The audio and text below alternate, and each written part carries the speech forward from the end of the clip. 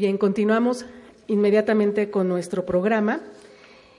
En esta segunda conferencia Anáhuac, Perspectivas Turísticas para México 2013.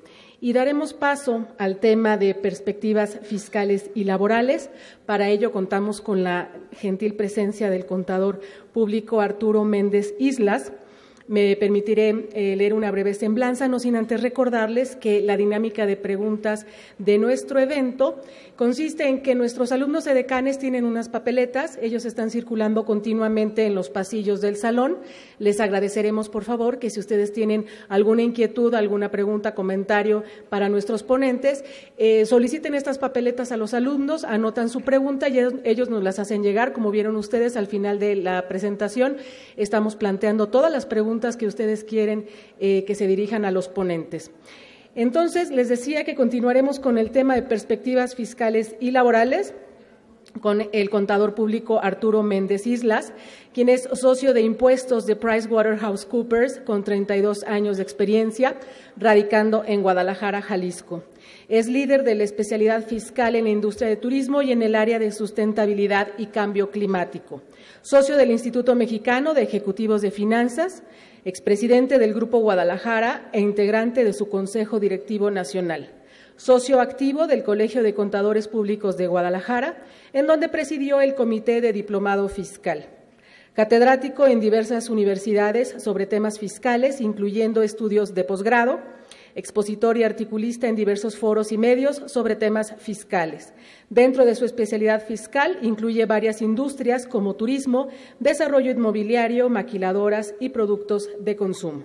Damos la bienvenida y agradecemos mucho al contador Arturo Méndez por su presencia. Gracias. Aquí está.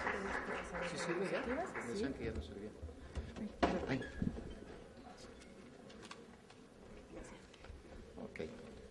Erendira. Yo le voy diciendo. ¿Sí? No, la anterior. Gracias, muy amable. Gracias. Muy buenos días, damas y caballeros. Me da mucho gusto estar esta mañana con ustedes para compartir comentarios, análisis de lo que se nos viene en términos fiscales y lo que ya tenemos en términos laborales. Quisiera yo iniciar agradeciendo a la Universidad de Anáhuac la invitación que nos hacen para estar esta mañana en su segunda conferencia de la perspectiva turística para México 2013.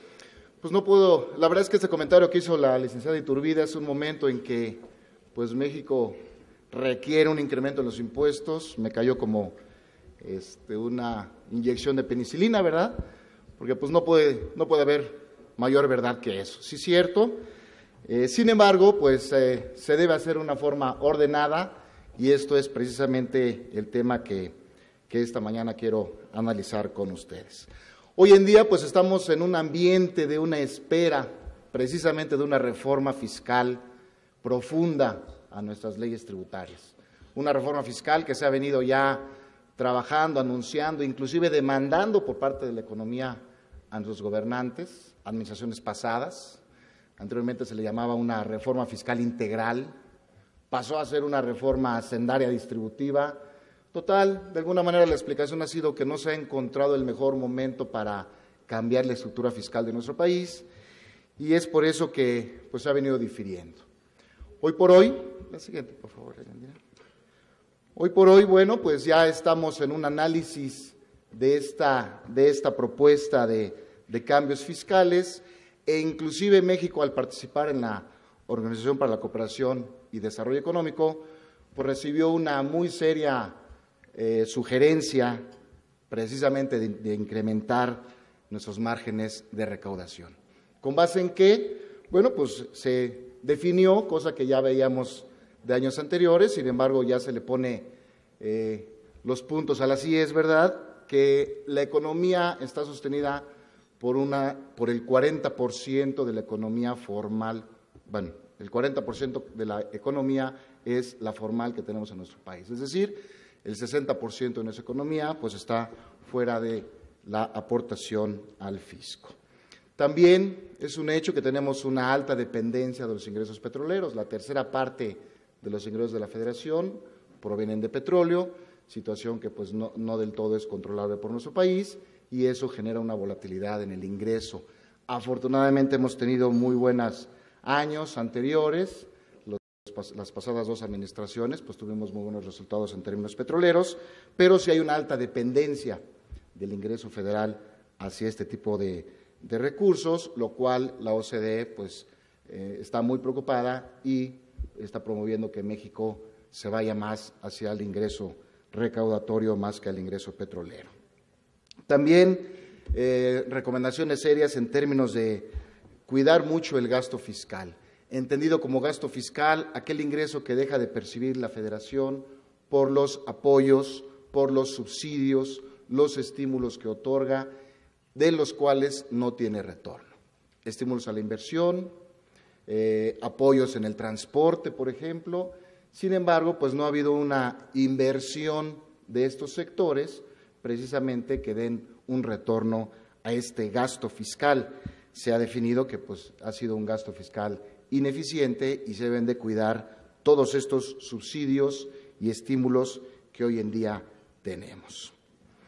Lo platicábamos, la economía informal es el 60% y por ello pues se recomienda ampliar la base tributiva, pero precisamente estableciendo mecanismos que alienten a esta economía a cumplir con sus obligaciones fiscales. Hoy por hoy, la verdad de las cosas es que es muy complicado, por muy sencillo que sea nuestro negocio, el pagar impuestos. En cualquier régimen que estemos, una empresa pequeña, que estemos tributando como persona física, una empresa mediana, si ya nos constituimos como empresa, de cualquier manera es complicada el cálculo y entrega de los impuestos y bueno, pues eso también desalienta mucho el cumplimiento fiscal y de la mano con la cultura que ya tenemos arraigada del no cumplimiento fiscal. Obviamente, pues en la medida en que nosotros veamos un adecuado uso y un adecuado retorno de las contribuciones que llevemos a pagar, pues entonces se dará un rompimiento de esta cultura. Es algo que debe suceder en nuestro país, romper con esta cultura del no cumplimiento fiscal. Ante todo esto, bueno, pues como sabemos, el pasado 2 de diciembre se firma el Pacto por México, en donde participan los 3 principales partidos políticos de nuestro país, en donde se establecen compromisos, acuerdos, y precisamente uno de ellos es llevar a cabo una reforma hacendaria que impulse el desarrollo económico de México. Hacer una eficiencia recaudatoria, decíamos ya, cuidar mucho las formas, los formatos, las obligatoriedades que se requiere para estar dentro del marco fiscal, fortalecer el federalismo. Hoy en día, pues lo que escuchamos es que la Federación dice que aporta a los estados dicen que no les aporta a la Federación y total la bolita queda en medio y no está del todo claro nuestro sistema de federalismo fiscal. También tener una transparencia en el gasto público, inclusive lo mencionó nuestro presidente Peña Nieto a través del Instituto Federal de Acceso a la Información, bueno, pues proporcionar la información necesaria a la población. Francamente, yo me siento desinformado y desalentado cuando tenemos acceso a que nos informen si los terrenos que tiene fueron donados o comprados y si el secretario de no sé dónde pues tiene departamentos en Acapulco pero los compró de su sueldo, ¿no? No es esa información la que necesitamos. Necesitamos información que pudiera ir tan detallada como el uso de aquellas partidas especiales que Dios sabe en qué termina el uso de esos recursos. También el pacto contiene eliminar privilegios fiscales, así los denomina, y bueno, pues ahí tenemos muchos casos en materia, por ejemplo, del transporte, en materia de los sindicatos, en donde pues todo el ambiente fiscal está gris, por ponerle un color cómodo, ¿verdad? No hay una transparencia fiscal en varios sectores y es algo que se ha denominado como un privilegio fiscal, paraísos fiscales dentro de nuestro país. Revisar también el esquema de imposición en nuestro país. Hoy por hoy la mayoría de la recaudación se basa en un impuesto autodeterminable, que es el impuesto sobre la renta. Si a nosotros nos dicen pues dime tu base contributiva y de ahí págame el 30%, pues es como si vamos a misa y nos confesamos como en el Padre, ¿verdad? Le queremos decir los pecados hasta donde nosotros sentimos que no es pecado, ¿no? Sin embargo, bueno, pues ha sido muy demandado que cambiemos a un esquema de impuestos indirectos, un impuesto en donde no sea la federación, sino un tercero, y para que nos quede muy claro en el análisis, el IVA. Un tercero es el que nos lo quita. Nosotros no podemos ir a tiendas de autoservicio, no podemos comprar un automóvil y pedirle a la empresa que no nos cobre el IVA. La verdad es que ya ni siquiera le daría risa, ¿no? Ya le daría vergüenza al vendedor. No deja de haber aquellos pequeños comercios en donde inclusive el mismo propietario nos lo dice, ¿verdad? Indirectamente, porque quiere factura, ¿cuál es la respuesta inmediata de nuestra parte, no? Pues el bolsillo duele. Sin embargo, si nos vamos a un esquema de agilizar el formato fiscal y de irnos a un esquema de impuestos indirectos, en donde, por ejemplo, en términos de salarios, no nos queda de otra. Si estamos en una empresa formal, pagados con salarios formales, pues nos van a quitar el impuesto, porque es un tercio el que te lo quita. Y entonces, esos esquemas son los que darían resultado para generar una mejor recaudación. Y bueno, pues quizás por ahí va el comentario en el que México requiere mayores impuestos. El siguiente, por favor.